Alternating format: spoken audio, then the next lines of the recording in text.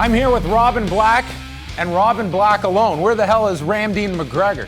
I hear Ramdean and Way are at the Scarborough Bluffs. Now, I'm told they're shooting a real? piece. I think they're shooting a piece, but I know the Scarborough Bluffs is somewhere where people go to park their car, turn on nice romantic music, and, you know. This is mandatory. Swipe this right. is media that we expect Ramdean to be doing. This is part of his contract, and he needs to be here, or else he's going to be yanked off the preview show. Well, you know, I think depending on what he and Way are doing, I think Simon Marcus, the Glory kickboxer, is with them. So I don't know if they're swiping right or what's going on up there. It's not enough of an alibi to get out. You know, Robin, a lot of times we sit down here and we say, you know, big news going on. I'm not going to lie to the people. There's very little going on. Truth. We start off with the odds for Jon Jones and Daniel Cormier. Jon Jones, a big favorite, a 3-1 favorite, no less, for Daniel Cormier. As somebody that doesn't care about the odds, is this important to you? Well, the odds themselves are not important to me, but if people are betting people, you know, people discuss value. Where's the value? You know, and what they mean by that is it more likely... Does this make Gabe Morency's eyebrows raise at all? I think I like the way you put that. I think Gabe right now may say, yeah, I think Jones is the favorite, but since the spread is so big, if spread is the appropriate use of the term, and I don't think it is, but if the odds are this big, then DC is good value. But nothing is good value if you think the person is going to lose. So odds are such a strange thing. The idea of gambling on fighting, we talk about it all the time. Gabe's our resident expert at it. And Cody Saftik and Paul Shaughnessy, and he giggled when I said expert. I say that because that is not a field that you and I are ever going to tackle. It is. I give all the credit to those three. Absolutely. Go nuts. Yeah, Shaughnessy and Cody Saftik do bookie beatdown, where they look at it from a fantasy perspective and a betting perspective. But to me, there are just so many variables in a fight. There's so many. And when you think about it from that perspective, I mean, you look at Weidman versus Rockhold, and I'm working on the breakdown for that right now. And people are like, well, what if he doesn't throw the spinning kick? Well, why did he throw the spinning kick? Well, Rockhold gave him a smirk right before. Well, does that really, like everything is a variable. How did you feel that day? There are so many variables. And when you think of it from that perspective and you see more and more about fighting, guys who are masters like Demetrius Johnson and Jon Jones are all the more impressive. Because in a world of millions of variables like they are in the cage, to consistently win like that is impressive.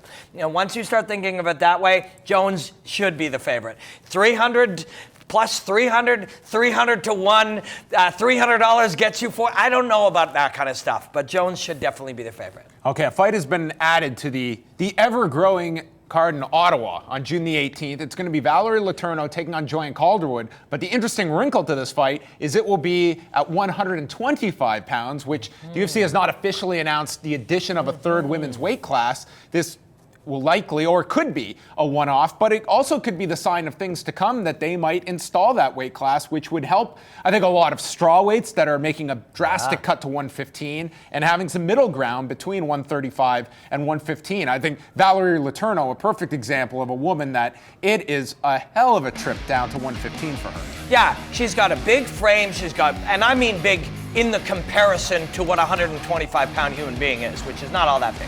But for 115 pounds, when you meet Val and you see her, she has muscle on her shoulders, she's super fit, and still walks around at 135 pounds, maybe 140 pounds. There's no way a 140-pounder is going to feel comfortable getting to 115 and then replenishing. 125 will give a ton of 115-pounders a real home where they belong, and it'll give a few 135-pounders that are doing pretty well, who cut nothing, a nice place to go, and I think we will see it as a division. Val is literally the perfect 125. Do you remember when she was here about a month before the Jędrzejczyk fight? And I mean, at that point, she was essentially cutting everything out. Yeah. I mean, and it was a real concern to her about getting down to that weight class and not having that 1 pound allowance. And it's funny when you're talking about 115 or 125 pound women. These are not big people, but in context, 115 pounds is tiny. And if you are 145 pounds and you only need to be 115 or whatever your weight is for literally 2 minutes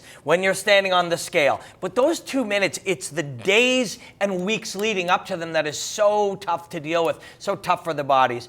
I personally think we are going to see way less weight cutting. Some people will stay closer to their weight. You will see 170, some 170 pounders go back to fighting at 185 where they don't cut a ton of weight and so forth.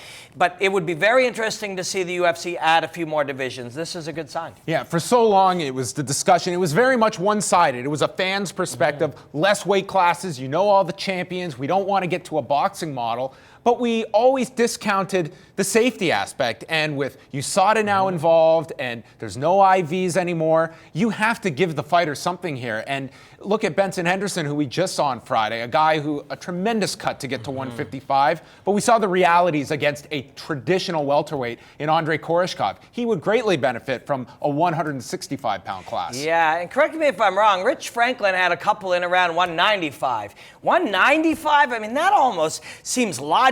The difference between a 185-pound man and a 205-pound man is so big, especially when a 205er is really a 235er who cuts down to 205. But you can't make 185, so a guy who's 207, 209 who can't make 185 is fighting guys that are 235 pounds. That's not safe.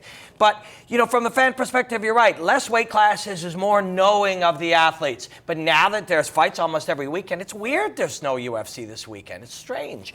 Now that there's fights so frequently on Fox, on FS1, on Fight Pass, on pay-per-view, all these things, there's room to do it. Mark my words, UFC 199 is going to be a wake-up call to a lot of fighters when they have that option to weigh in earlier in the day, as early as 10 a.m. on the Friday, and they can have that much more time to get ready for their fight, to rehydrate, and they go into the cage feeling that much different. I think a light bulb will go off for a lot of fighters. That's a big one. It's crazy. We've talked to a few, and they hadn't yet really thought about it when we've been out in the field They're chatting concerned with them. change. Yes. Change is always resistant at first. But, you know, a lot of these guys coming up, the weigh-in time was dependent on the organization. So I've had 11 a.m. fighting on the low levels. I had 11 a.m. weigh-ins. I had 5 p.m. weigh-ins. What do you like better? Well, you like the ones you're more comfortable with, but that's all in the planning. You know, people are like, well, I don't want to be all dehydrated all night. Yeah, okay, get up at 5 a.m., make your weight at 11, take a couple extra naps, have a couple extra big, delicious meals. Weighing in earlier is better for the athlete, better for the safety, and probably better for performance. And we're even seeing that with boxing now in Ontario. I believe it's the WBC has said that they are not going to come back here because of same-day weigh-ins being one of them. And, you know, in theory, you look at same-day weigh-ins, yeah, maybe that'll curb weight cutting. No, instead, people still made that cut, only now they had less time to rehydrate, and it was way more dangerous. Oh, man, you know, Ontario, when you look back, there are some bad things. We are from Ontario. This is where we are. I have nothing personal against the commissioner. In fact, I like him personally. But sometimes when you have scenarios where people are like, I'm the boss and I will do it this way, not taking into account all of the ramifications of their choices, you can't just say, well, it's going to be this way and they're going to have to do it. Because the reason people weigh in at certain times, act certain ways, rehydrate certain ways, is because that's what they do. And you can't will people by being a harsher boss to do things a certain way. You got to do what's safe. You got to do what fits in the context of reality. And, you know, it's shameful these days when people are insisting just because they can that athletes do same-day weigh-ins. You're not making them safer. You're making them less safe. And you have to learn from that. To me, the theory of same-day weigh-ins is sound, but we've seen it in practice. And if anything, we should be extending weigh-ins to be earlier. And 10 a.m. the day before a fight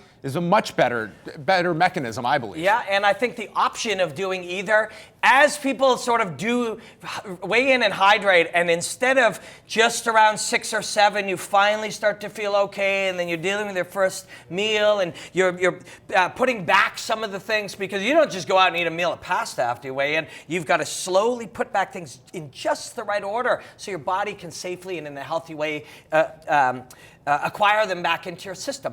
So you could start that process at 11. By 6, when you normally feel terrible, you feel amazing. And then you have a great night's sleep. And yes, every single action has a ton of reactions. So in theory, for safety, it's better to weigh in earlier. But then people will cut even more weight, because now they'll push it even further to see how much more they can handle since they have more time to replenish. That's why there's no proper answer. And in trying to really use complexity to structure it, like ONE FC has done, you admire ONE FC wanting to make that safer, but it's very complicated, and fighters do not take to complicated all that well. All right, that wraps it up for us. Be sure to catch 5 rounds each and every Monday night here on Fight Network. You can tune in at their new time slot of 7 p.m. Eastern Time, beginning this Monday, as these two go deep into all the aspects of mixed martial arts.